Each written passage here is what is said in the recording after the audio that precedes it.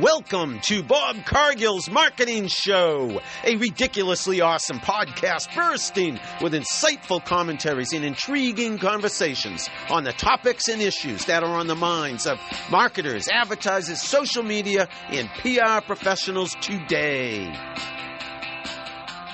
Hey everybody, this is Bob Cargill from Bob Cargill's Marketing Show. In this episode, we'll be in interview in person. I haven't done an in-person interview in quite a while. Because of the pandemic, I was getting used to Zoom and liking Zoom. It was working out really, really well. So we were doing them on video and obviously recording them on audio, sharing them both ways. Well, today, this will be shared just one way, and that's audio, podcast only, and hey, that's the way we started, and that's how we're going to do it today. And I have a very special guest today, and like I said, in person, and her name is Casey Mohan. Casey is an immediate past president at the AMA Sacramento Valley. That's the American Marketing Association. And I think all of you know I belong to the AMA Boston. That's the American Marketing Association in Boston. And we're both on our respective boards of directors, and we'll talk a little bit about AMA. And we'll also hear from Casey all about her job and what brought her here to Boston. Yes, she is not from Boston, doesn't live here, doesn't work here, but actually she does work here a little bit here and there, and that's why we're in person today, because she happens to be here in Boston from the West Coast working at her company's headquarters, and her company is Chadwick Martin Bailey, where Casey is VP, Qualitative Insights and Strategy. So, hey, I'll let Casey tell you a little bit more about her job first at Chadwick Martin Bailey, and then we'll talk a little bit about what we have in common, especially with regard to the American Marketing Association. So, Casey, hello. Say hello to all our listeners, and I'm so glad we were able to get together today. Tell everyone about, again, what brought you here to Boston, and maybe a little bit about your job at Chadwick Martin Bailey. Terrific. Thanks, Bob. Nice to meet you all virtually. As he mentioned, I'm a VP Qualitative Insights and Strategy at Chadwick Martin Bailey. You can call it CMB for short, Bob, just to help you out there. I, as the VP of Qualitative Insights and Strategy, it's a market research role. So I get paid to ask questions for a living. You better watch out, because I'm going to ask the questions here before the end of this interview. I'm just kidding. So as VP of Qualitative Insights and Strategy, my role is responsible for understanding the attitudes, beliefs, values that people have, understanding why and how they have connections to brands, partnering often with the quantitative side of the house, which is when you think of the traditional surveys and statistics and that type of stuff. So as Bob mentioned, out here for work, my company's headquartered in Boston. I work remotely on the West Coast, but excited to be here.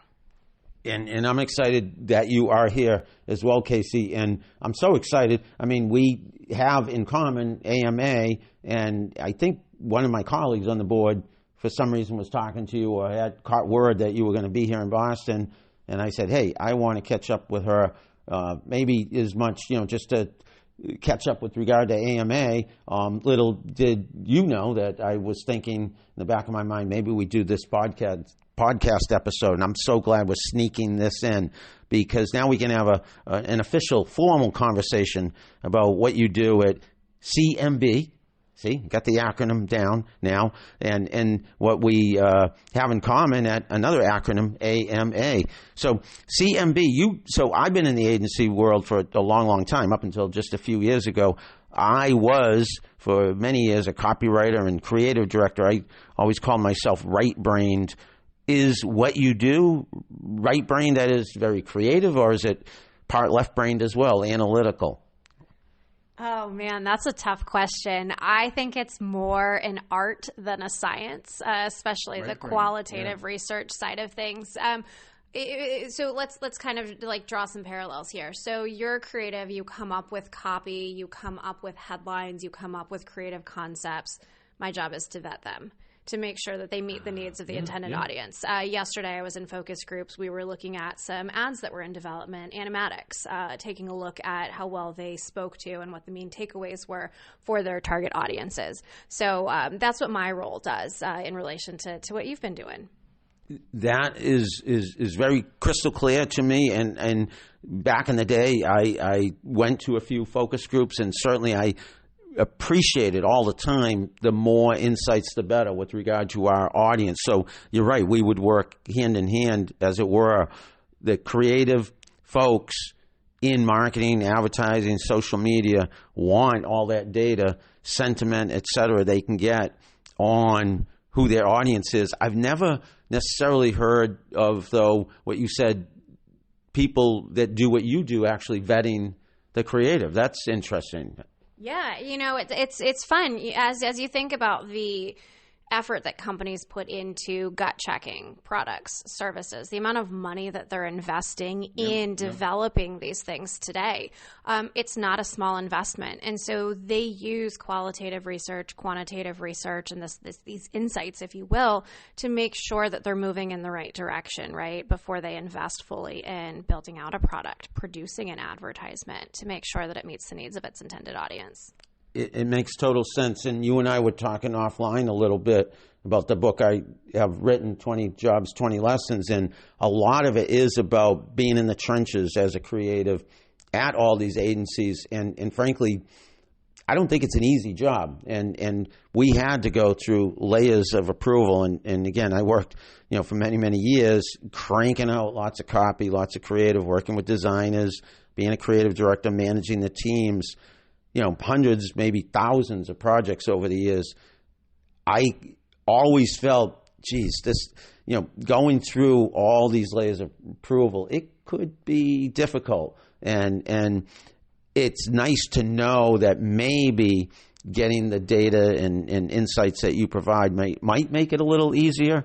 Sometimes. Maybe.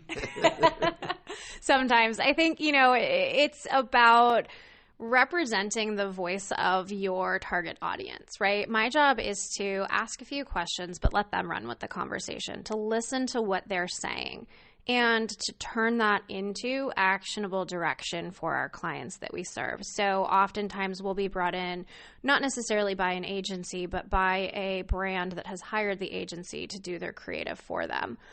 So we have to kind of be the mediator between the customers and the brand and the agency. And it's a really interesting place to be in, because I think oftentimes agencies are such creative spaces. Mm-hmm. And if you literally ask someone, well, what do you think of that? And they break that down. We have something called System 1 and System 2 thinking.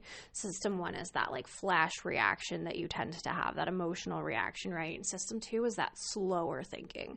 And so that slower thinking is when you circle back on that and you think a little deeper on that, right? That's when some of these goofy, funny, really creative ads tend to break down. And so it's an interesting space to be in, to balance that System 1 reaction, that System 2 reaction, and think about where does the creative team need to go next from there.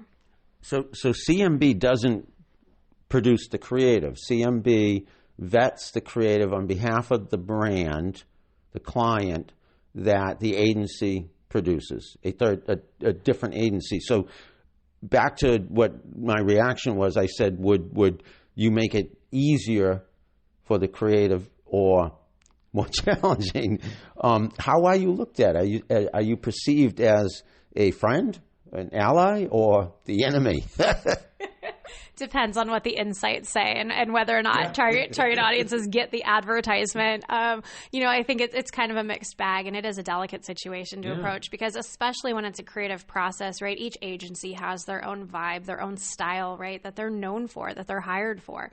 Sometimes your target audience, especially when you have a focus group of 5-10 people, don't always necessarily understand that. So we try to do larger sample sizes, like multiple focus groups, to make sure that we're not just misunderstanding or misrepresenting an audience as we go through that. But it is a delicate dance with creative agencies and the pride in the work that they do. I love, I really understand this and appreciate it. And I can see that you do have to be very empathetic towards the agency doing the creative. And yeah, you're right. If you say this is perfect, of course they're going to love you. But I imagine you're in many instances, that's not the answer. It's probably some, shades of gray somewhere in the middle. And obviously you're hired, by this client who you are a lifesaver to them, I imagine. I mean, you're really providing them with insurance that what they put out there is ideally going to do well for them. Yeah. And you know, it's really exciting when you can deliver insights, whether it's, yes, this ad is in the right direction, or this is kind of in the right direction, but you need to be thinking about X, Y, and Z, right? These additional considerations, these additional things to help strengthen an advertisement, get it to a place where consumers will understand it, will resonate with them.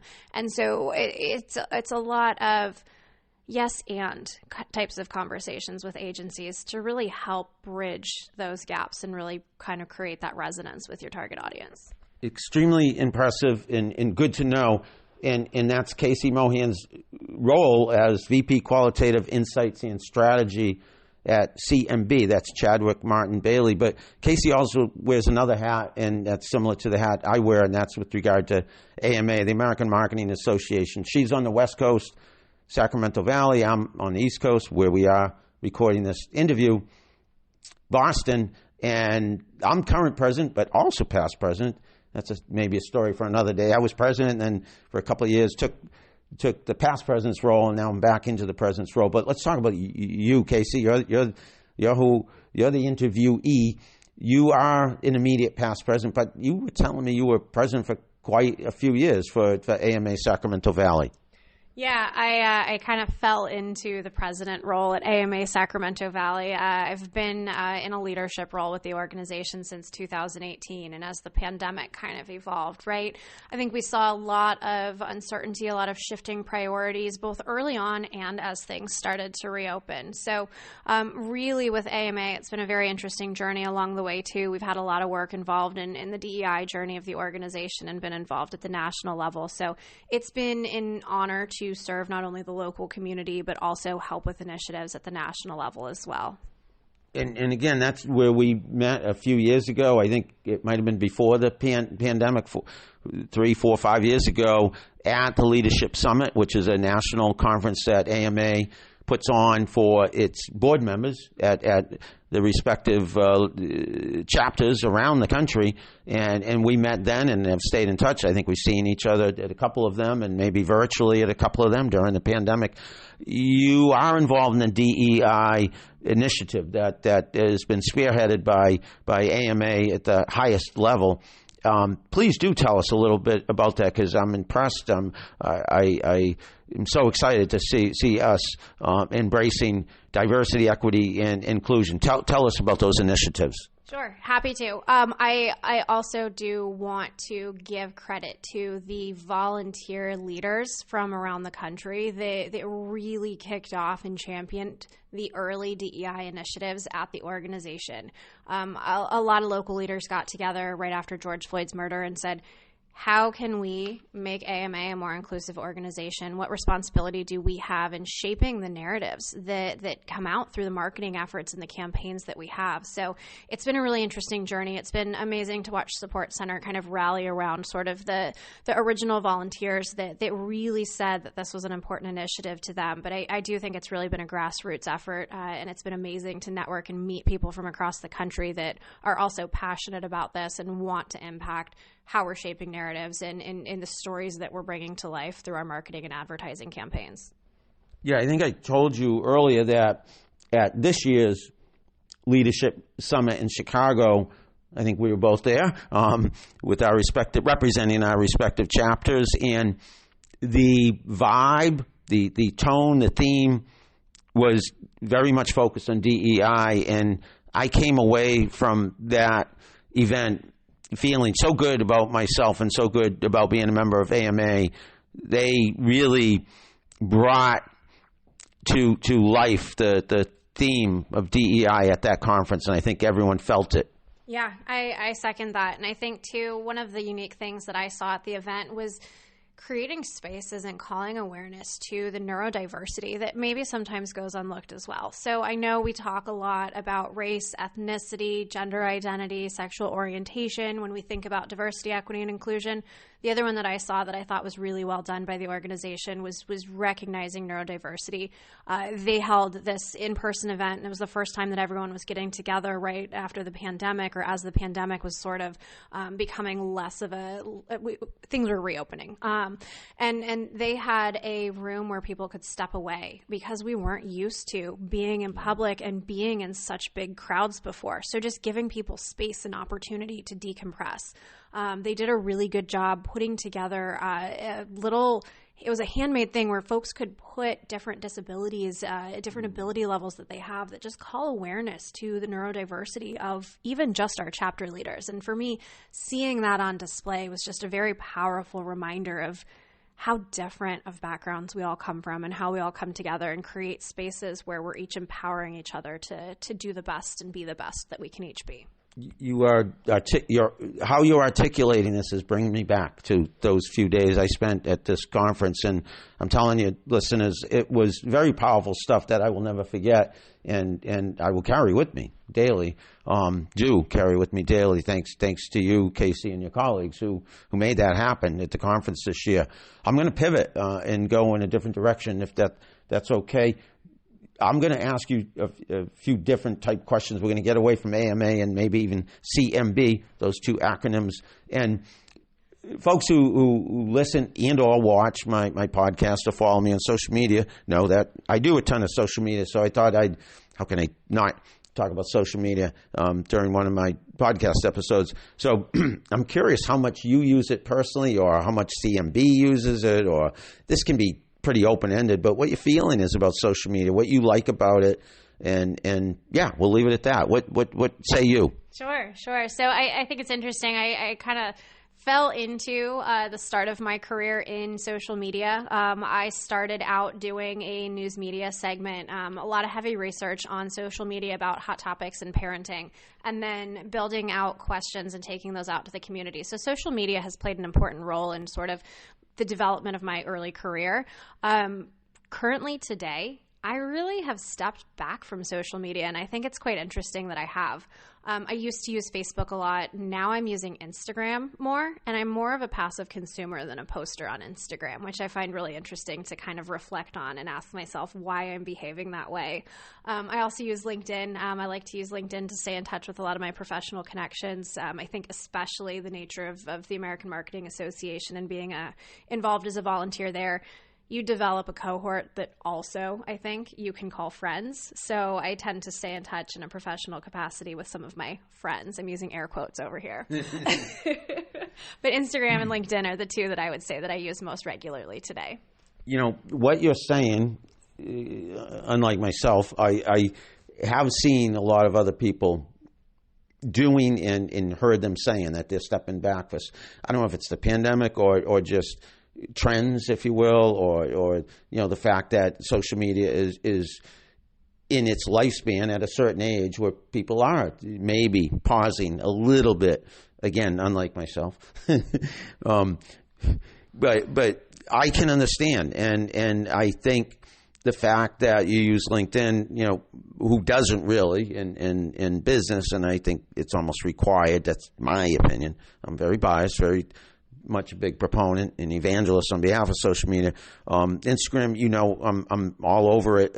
But just observing, I think, is still very, very good because you're listening, you're in tune, you're keeping your finger on the pulse. Not everyone, you know, it's a small percentage actually who are heavy users in terms of contributing content.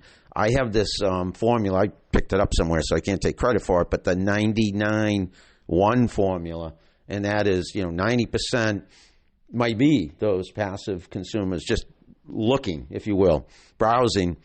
9 engage a little bit, and only 1 the heavy contributors, the content creators, and so I don't think it's atypical at all, Casey.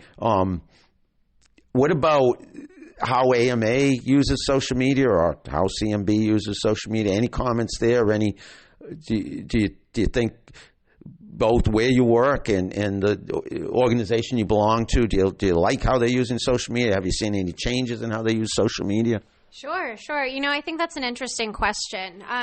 My organization uses social media mostly from an employer branding perspective. So really trying to help folks outside of the organization understand what it's like to work at the organization. I think we strive to be seen as an employer of choice, meaning that we really want people to enjoy coming into work, that they feel good about working at our organization. And so I think that we use social media to reinforce some of the unique things that we are doing as an organization and the focus on the individuals at our organization that really set us apart as a strategy and insights firm. So I've really enjoyed seeing how CMB presents itself on social media.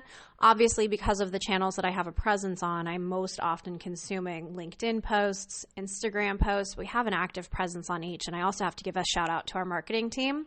They have a pet calendar, everybody enters their pets into the pet calendar. We actually just finished up the votes and are waiting, but one of my favorite social media posts that I've seen them do was actually announcing the December 2022 pet, obviously decked out in holiday festive apparel, but really humanizing, right? And bringing to life the individuals and the employees that make our company a special place. So I've really, really enjoyed seeing that.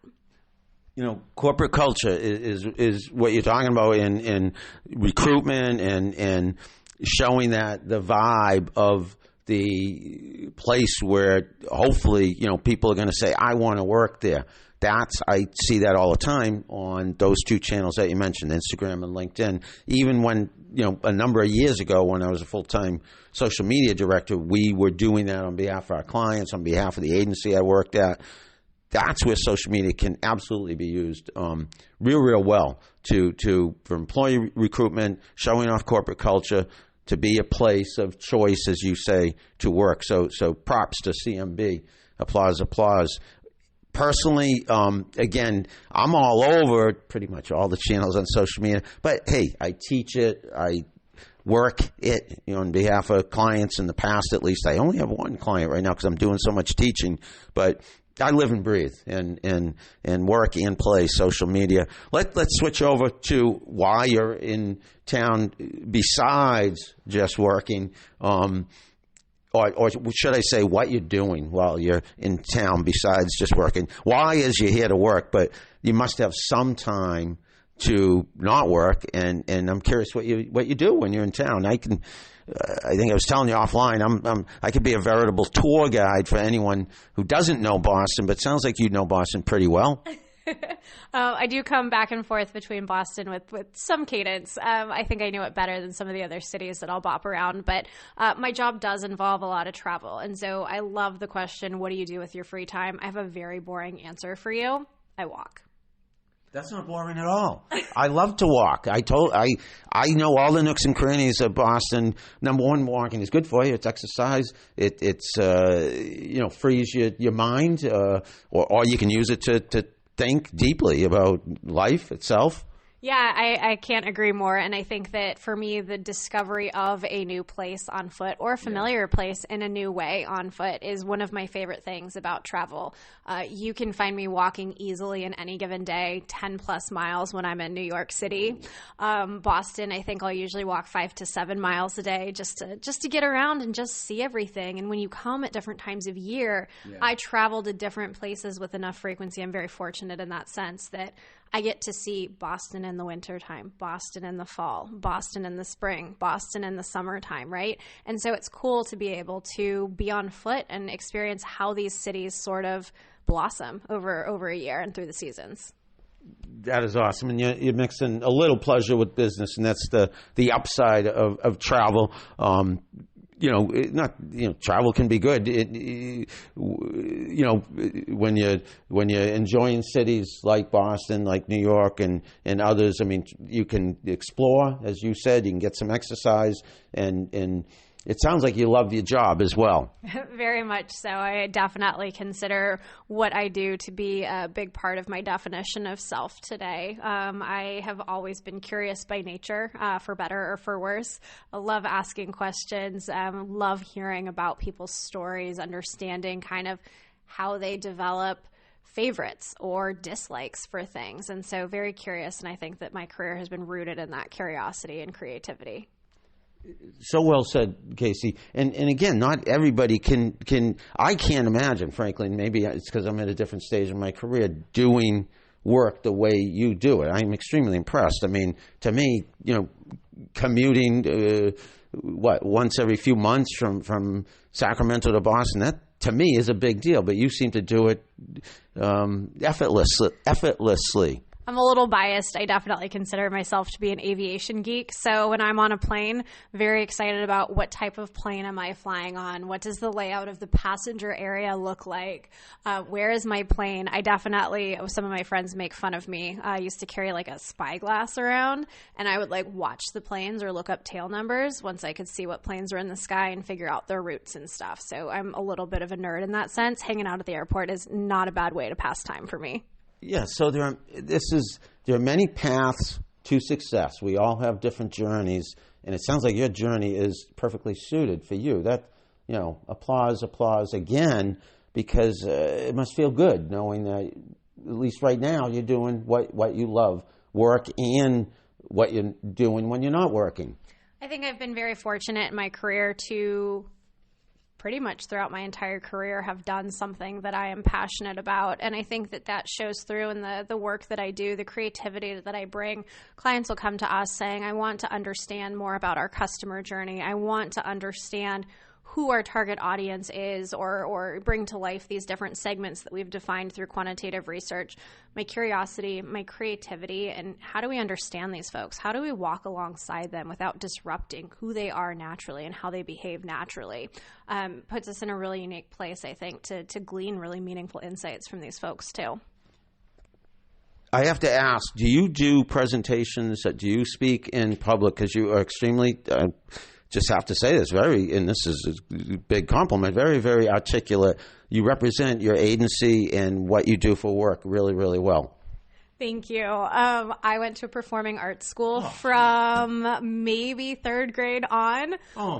So it's a little bit rooted in, I think, kind of how I was raised and stuff. But I do a ton of presentations. I do public speaking, conferences and presentations on occasion too. So when I'm not doing stuff for work too, sometimes I'll get up and talk about, being a woman who's blazed a career and is in a leadership role, or those types of things as well, to give back and help empower folks who are early in their careers or considering a career in marketing as well.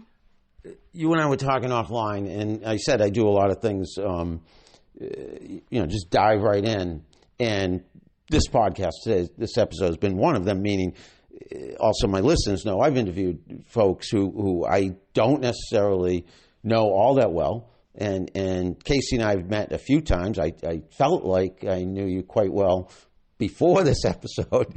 Now I've learned so many different things about you. I guessed right, though, when the performing arts. I mean, you can't see Casey like I can see Casey, but I'm watching her as she talks, and it's so effortlessly. She should have her own podcast, by the way, her own YouTube channel, by the way. I encourage you to do that. She did say something to me, and this will be the final question, and then we'll wind down.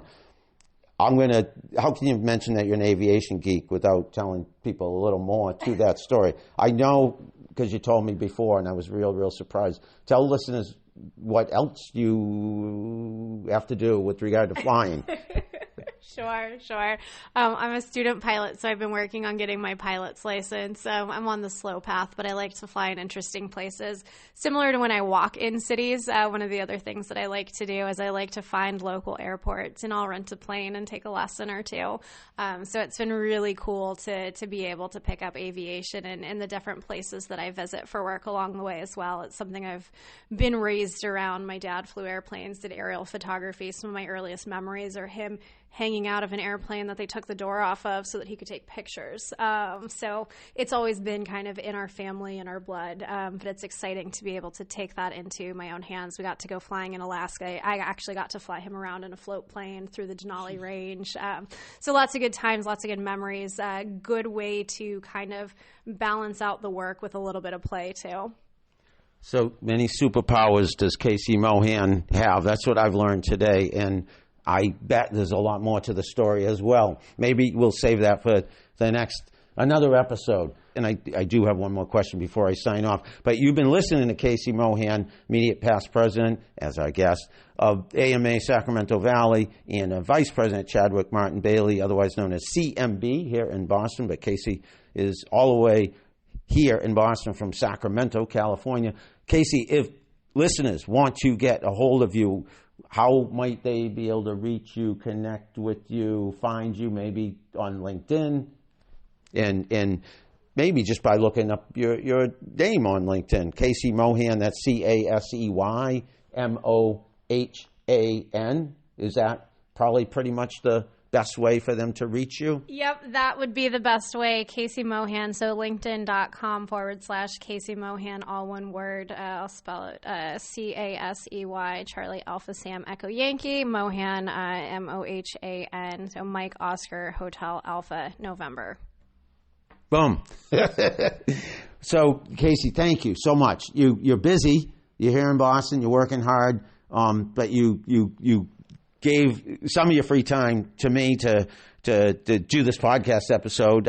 Sorry to put you to work here as my guest, but it's been great to catch up with you. And we had a little catching up before the podcast and maybe a little afterwards to wind down. But we talked AMA, we talked CMB, and we talked Casey Mohan, a person with many, many superpowers. I am so impressed, and I'm sure you are too, listeners. Hey, listeners, thank you for listening to Bob Cargill's Marketing Show, and I appreciate you, and I hope all of you are, each and every one of you are happy, healthy, safe, and sound, and we will talk to you again soon. Thanks.